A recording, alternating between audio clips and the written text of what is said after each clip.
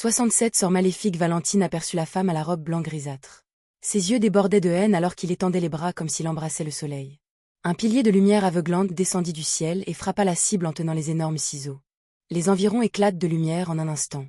Les visages transparents sur les murs et les vitres disparurent avant même qu'ils aient pu crier. Le corps de la femme avait clairement pris feu et s'évaporait, mais il a soudainement disparu.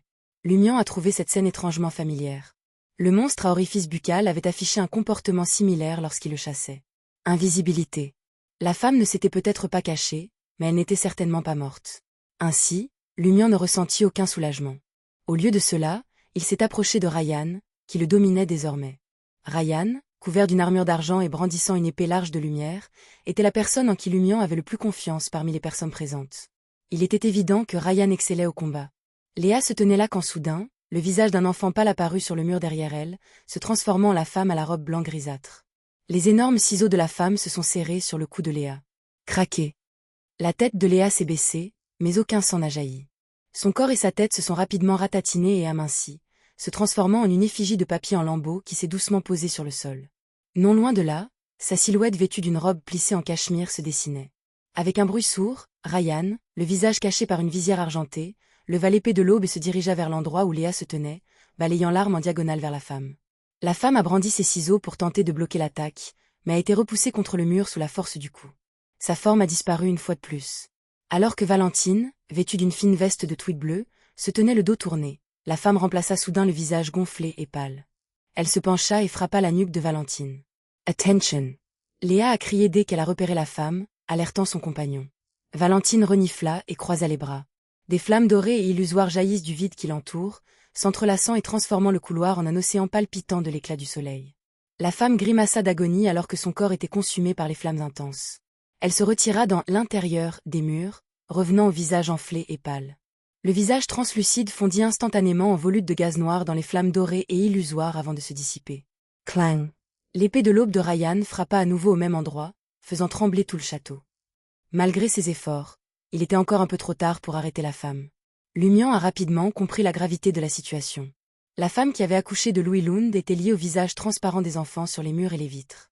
Non seulement elle pourrait se transformer en l'un d'entre eux, mais elle pourrait également se transformer en une forme fantôme, évitant les attaques et détournant les dégâts.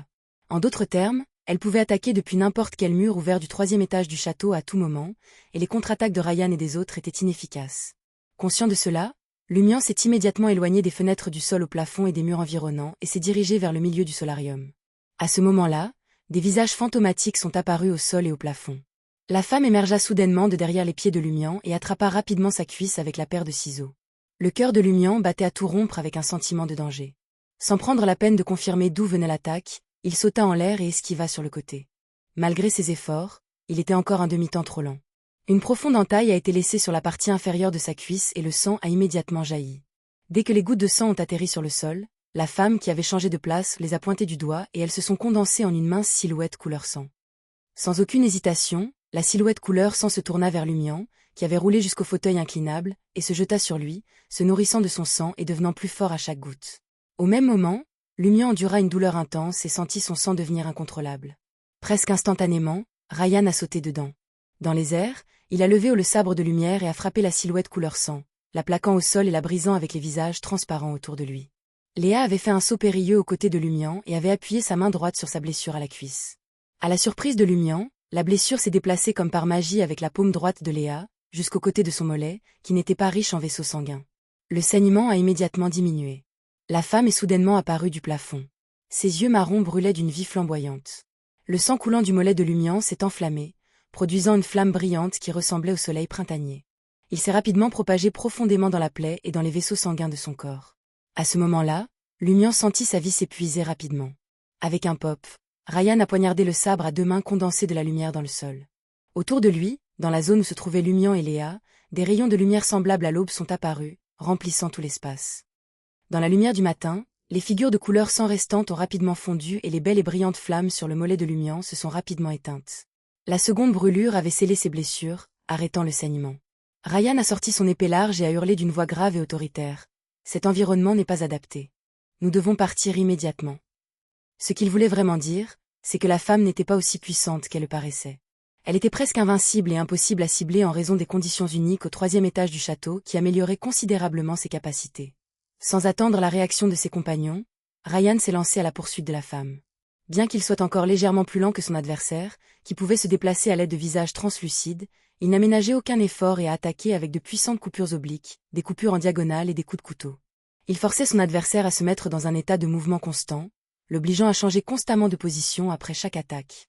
Avec la lumière sacrée invoquée par Valentin et les flammes dorées qu'il a invoquées, ils ont réussi à maîtriser temporairement la femme, empêchant ainsi Léa et Lumian d'être blessés. Profitant de cette opportunité, Léa sauta sur le fauteuil et se précipita d'avant en arrière sur le canapé, les tables, les fauteuils inclinables et les ornements, en veillant à éviter de toucher le sol. Tout au long de ce processus, les cloches argentées de son voile et de ses bottes sonnaient sans cesse, parfois mélodieuses et parfois grinçantes. Lumian ne se sentait plus en sécurité au sol. Il grimpa sur la table et scruta le plafond au-dessus et le sol en dessous, analysant les mouvements de Léa. S'appuyant sur son expérience antérieure, il a déduit la route que la femme tentait d'emprunter pour s'échapper. Bientôt, Léa cessa ses manœuvres acrobatiques. À la tour, vite. Juste au moment où elle finissait de parler, la femme a sorti la tête du plafond et a aboyé d'une voix sévère. « Maudit salaud !» Chaque mot était prononcé avec précision, faisant battre le cœur de Lumian et de ses compagnons, leur faire tourner la tête et leur vision se brouiller.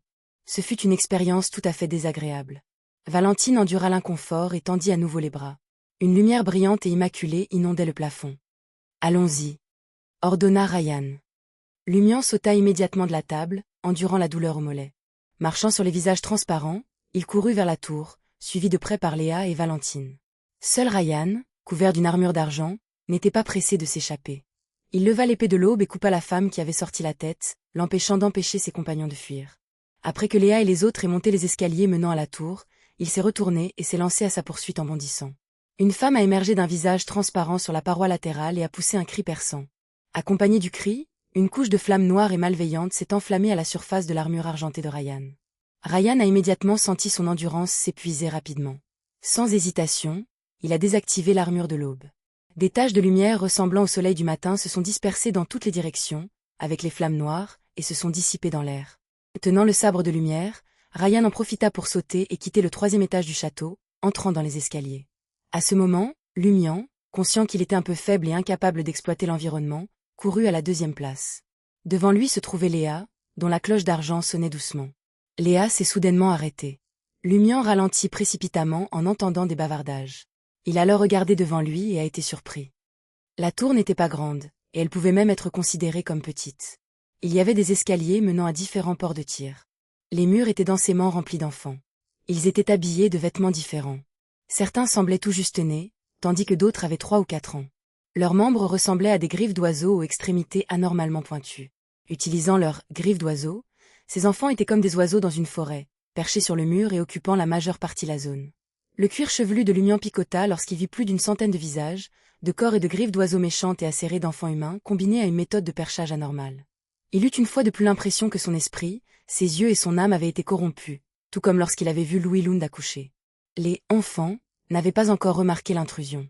Un petit nombre d'entre eux discutaient joyeusement de différents sujets. Le ciel est si bleu là-bas. Je veux sortir. Pas question. Maman a dit que nous devons être capables de rétracter nos griffes et d'être comme des humains normaux avant de pouvoir sortir. À ce moment-là, Ryan les a rattrapés tous les 3 et leur a dit d'urgence « Restez à l'écart ». Il s'est ensuite retourné et a barricadé l'entrée de la tour tel un géant, tenant l'épée de l'aube à la main. Léa et Valentine n'ont pas demandé pourquoi. Ils ont couru frénétiquement et ont trouvé des escaliers et d'autres obstacles derrière lesquels se cacher. Même si Lumian ne comprenait pas, son instinct de survie lui disait de suivre les ordres. « Vous tous, venez ici ». La voix aiguë de la femme résonna. Chaque mot perçait les oreilles de Lumian et de ses compagnons, les affaiblissant simultanément. Immédiatement après, la femme en robe blanc grisâtre est apparue au coin de l'escalier. La tour entière était remplie de l'aura de la vie et aucun visage pâle n'était visible.